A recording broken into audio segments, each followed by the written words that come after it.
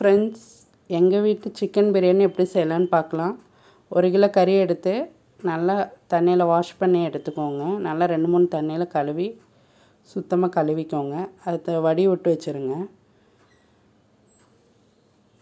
அப்புறம் நல்லா வடி விட்டு வச்சுருங்க. ஒரு பேஷன் எடுத்து ஸ்டவ் பற்ற வச்சு 1/4 லிட்டர் ஆயில் ஊற்றிக்கோங்க. 50 கிராம் நெய் ஊற்றிக்கோங்க. பெரிய வெங்காயம் ஒரு 1/4 கிலோ பொடியாக அறுத்து அதையும் சேர்த்திக்கோங்க.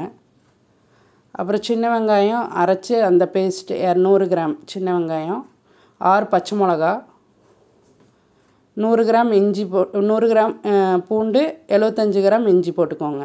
நல்லா அதை நல்லா ஃப்ரை பண்ணிக்கோங்க. நல்லா இதை கூட வதக்கிட்டு உப்பு தேவையான அளவு போட்டுக்கோங்க. 300 கிராம் தக்காளி பொடியாக அறுத்து அதையும் இதில் ஆட் பண்ணிக்கோங்க.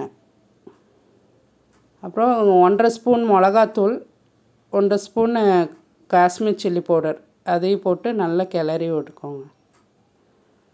கிளறிக்கோங்க நல்லா. ஒரு கரம் மசாலா 1 டேபிள் ஸ்பூன் போட்டு நல்லா கிளறி விட்டுக்கோங்க. அப்புறம் தேவையான அளவு உப்பு போட்டுக்கோங்க. ஒரு கைப்பிடி மல்லித்தழை போடுங்க. ஒரு கைப்பிடி புதினா போட்டு மசாலாவை நல்லா கிளறி விட்டுக்கோங்க, அடி பிடிக்காமல். ஒரு எலுமிச்சம்பழம் பெருசானா 1, இல்லாட்டி சின்னதுன்னா 2 போட்டுக்கோங்க. அதோட சாறு அதில் ஊற்றி நல்லா கிளறி மசாலா நல்லா பிடிக்கணும். நல்லா கிளறி விட்டுக்கோங்க. கழுவி வச்ச கறியை அதில் போட்டு அந்த மசாலாலேயே போட்டு நல்லா கிளறிக்கோங்க. கறியில் நல்லா இந்த மசாலாலாம் பிடிச்சிருந்தா நல்லா டேஸ்டியாக இருக்கும். பாருங்கள், வெந்து வரும்போது அந்த எண்ணெய் மேலே மிதங்கும். அப்போ நல்லா மசாலா பிடிச்சிருக்கும்.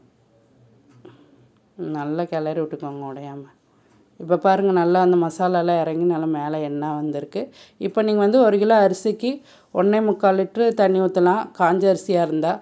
இல்லையா 1.5 லிட்ரு தண்ணி ஊற்றிக்கலாம், புது அரிசியாக இருந்தால். இந்த அரிசி வடி வச்ச அந்த தண்ணி கொதிச்சோன்னையும் வடித்து வச்ச அரிசி இதில் கொட்டி நல்லா கிளறி விட்டுக்கோங்க. ஈவனாக கிளறி விட்டுக்கோங்க. அப்புறம் மூடி வச்சுருங்க. இந்த தண்ணி சுண்டுற அளவுக்கு மூடி வச்சுருங்க. பாருங்கள், இப்போ தண்ணி இல்லாமல் இருக்கா? இந்த அளவுக்கு வரும்போது நீங்கள் 2 ஸ்பூன் நெய் மேலாக ஊற்றி தம் விடணும். பிரியாணியை தம் விட்றதுக்கு மேலே கல் வச்சு தம் விட்டுக்கோங்க. மறுபடியும் மூடி வச்சு வெயிட் எதாவது வச்சா தான் தம்முக்கு நல்லாயிருக்கும். இப்போ டேஸ்டியாகவும் இருக்கும். இப்படி பண்ணும்போது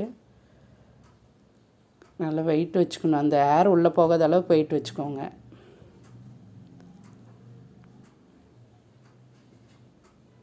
இப்போ பாருங்கள், சிக்கன் பிரியாணி ரெடி. நல்லா டேஸ்டியாக இருக்குது. நல்லா வெந்திருக்கு பாருங்கள், கறியெல்லாம் பாருங்கள், சாப்பாடு எல்லாம் நல்லா இருக்குங்களா? இதே மாதிரி நீங்களும் ட்ரை பண்ணி பாருங்கள். கமெண்ட் பண்ணுங்கள், லைக் பண்ணுங்கள், ஷேர் பண்ணுங்கள், சப்ஸ்கிரைப் பண்ணுங்கள். மறக்காமல் பெல் பட்டனை கிளிக் பண்ணுங்கள். உங்களுக்கு டவுட் இருந்ததுன்னா டிஸ்கிரிப்ஷன் பாக்ஸில் இன்க்ரீடியன்ஸ் இருக்கும். Thank you guys.